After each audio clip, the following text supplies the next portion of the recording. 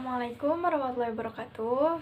Bismillahirrahmanirrahim. Di sini saya dengan kelompok 2 dari kelas S1 manajemen dari Universitas Teknologi Digital ingin mempresentasikan mengenai Manpower Planning dari mata kuliah Sumber Daya Manusia semester 5. Di sini kami ada anggota kelompok. Yang pertama ada Agus Rahmat Soleh. Yang kedua ada saya, Fitri Hayati. Ketiga ada Fitria Budi. Dan yang terakhir ada Hairunisa. Sebelum mempresentasikan materinya, di sini kami akan membacakan mengenai subbab yang akan dijelaskan pada presentasi kali ini. Kita di sini ada pendahuluan, landasan teori yang termasuk pada tahapan Manpower Planning, faktor yang mempengaruhinya. Yang ketiga ada pembahasan yang menyangkut pada pengaruh Manpower Planning, hambatan beserta strategi yang harus dilakukan, dan terakhir ada kesimpulan. Pada kali ini saya berkesempatan untuk menjelaskan mengenai pendahuluan mengenai Manpower Planning. Dalam satu perusahaan, sumber daya manusia tidak akan langsung dapat menjadi suatu bagian dari perusahaan. Akan tetapi ada beberapa proses yang harus bisa dilewati untuk menyesuaikan apa yang dibutuhkan perusahaan tersebut. Dapat dinamakan dengan sebuah kualifikasi. Jika perusahaan tidak menggunakan kualifikasi, akan banyak orang yang memiliki pekerjaan pada saat ini. Tapi nyatanya dalam proses tersebut tidak bisa dilakukan secara asal. Tentu memiliki proses yang harus dihadapi. Lalu, apa saja tahapan dalam proses kualifikasi atau tahapan perencanaan tenaga kerja itu? Manpower Planning atau perencanaan tenaga kerja umumnya dilakukan pada akhir atau awal tahun untuk periode setahun ke depan dan tahun berikutnya. HR atau Human Resource menganalisis sumber daya manusia yang dimiliki perusahaan dan menghitung perkiraan kebutuhan tenaga kerja baru untuk mendukung rencana bisnis dan tujuan organisasi. Perencanaan ini merupakan proses yang terdiri atas beberapa tahapan untuk menjamin perusahaan memperoleh tenaga kerja berkualitas dengan jumlah yang tepat, di peran atau posisi yang tepat, dengan jenis keterampilan dan kompetensi yang dibutuhkan. Perencanaan tenaga kerja adalah proses memperkirakan kebutuhan tenaga kerja dalam rangka mencapai tujuan bisnis di perusahaan. Perencanaan ini dilakukan tim Human Resource atau HRD dengan rangka mencapai tujuan bisnis di perusahaan. Perencanaan tenaga kerja dilakukan saat akhir atau awal tahun. Proses ini terdiri dari beberapa tahap. Tujuan dilakukannya, perencanaan adalah memastikan perusahaan mendapatkan tenaga kerja yang memenuhi kualifikasi dengan jumlah sesuai dan peran yang cocok. Dalam perencanaan, turut diperkirakan bagaimana caranya mendapatkan karyawan baru. Proses ini dijalankan dengan memperhatikan tujuan perusahaan, prediksi tren bisnis, serta tren teknologi. Dengan begitu, bisnis tetap dapat berlangsung dengan SDM yang tepat. Ini ada landasan teori.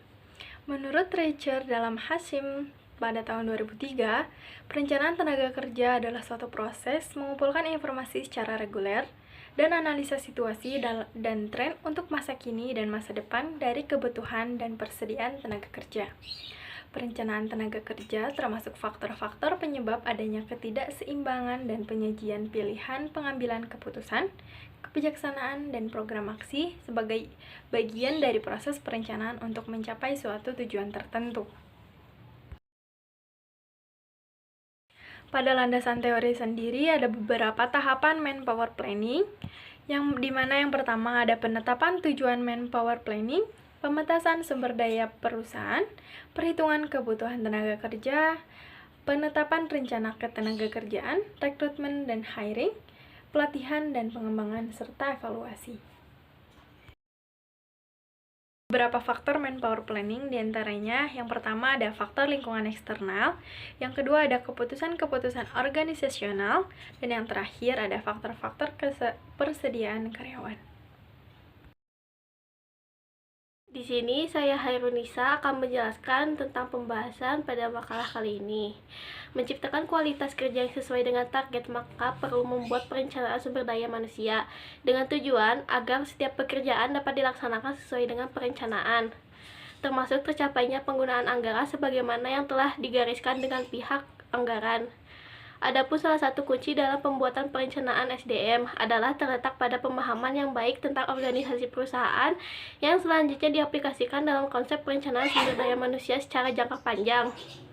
Manpower planning khususnya dalam melakukan kegiatan pengadaan SDM setidaknya bertolak dalam dua paradigma, sebagaimana masing-masing mempunyai fokus tertentu, yaitu berdasarkan model distributor dan berdasarkan model utility maximization. Selanjutnya pada tahap 3, yakni project of talent availability. Pada tahap ini dapat dilakukan analisis terhadap jumlah ketersediaan talent, analisis mobilitas perubahan supply, manpowering, atau hal ini dapat dilakukan menggunakan dua cara, yakni kebutuhan supply dari internal perusahaan dan eksternal perusahaan, serta melakukan asumsi secara logis terhadap perubahan ketersediaan manpowering di masa depan, logical assumption regarding future change. Selanjutnya ada hambatan pada manpower planning yang sudah dirangkum. Ini ada pemanfaatan SDM belum optimal. Yang kedua, mempunyai peranan yang terbatas terhadap perancangan pendidikan. Yang ketiga adalah menggunakan klasifikasi dan rasio permintaan dan persediaan. Berikut adalah strategi yang telah dirangkum. Yang pertama adalah memberikan kemandirian dan otonomi. Yang kedua adalah memberikan kesempatan memilih kerja. Yang ketiga, membantu pegawai menyalurkan energinya. Yang keempat, yakinkan mereka melakukan bagi diri sendiri. Yang kelima, bangun kepercayaan akan hari esok yang lebih baik. Yang keenam, membangun kepercayaan karyawan.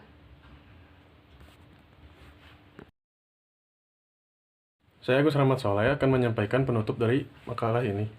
Berdasarkan hasil dari pembahasan mengenai topik yang dibahas, yaitu mengenai tahapan perencanaan tenaga kerja, di dalamnya membutuhkan aspek-aspek pendukung, agar dapat berjalan dengan baik dan mendapatkan hasil yang diinginkan, sehingga perusahaan mendapatkan SDM yang diperlukan untuk dapat menjalankan perusahaan dengan sasaran yang tepat dan dapat menghasilkan benefit yang nantinya dapat menguntungkan bagi perusahaan maupun SDM yang ada di dalamnya.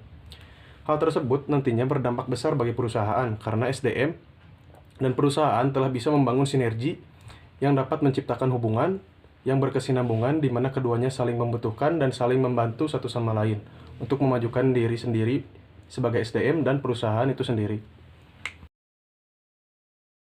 Berdasarkan pemaparan faktor yang mempengaruhi tenaga kerja harus memiliki skill, di mana zaman semakin maju informasi bisa didapatkan dengan mudah, dan ini menjadi ajang persaingan di mana semua SDM yang ada semakin SDM dapat mengembangkan diri, maka perusahaan semakin tertarik kepada SDM tersebut, karena apabila seorang SDM memiliki knowledge, skill, dan expert dalam melakukan sesuatu pekerjaan, ini menjadi nilai tambah yang baik dan dapat digunakan untuk bersaing di dalam dunia kerja.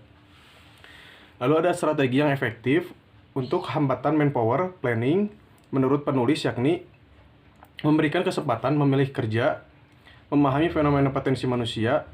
Potensi manusia adalah sesuatu yang dapat atau tidak dapat dikembangkan secara utuh dalam diri setiap orang. Apapun potensi pegawai, mereka tidak akan mengetahui kecuali bila mereka memiliki kesempatan untuk mengembangkannya. Dan itulah saat ketika sebagai seorang pemimpin, manajemen dapat membantu pegawainya melepaskan sumber kemungkinan itu dengan mendorong pegawai itu berani mencoba hal-hal yang baru dan menerima tanggung jawab yang baru pula.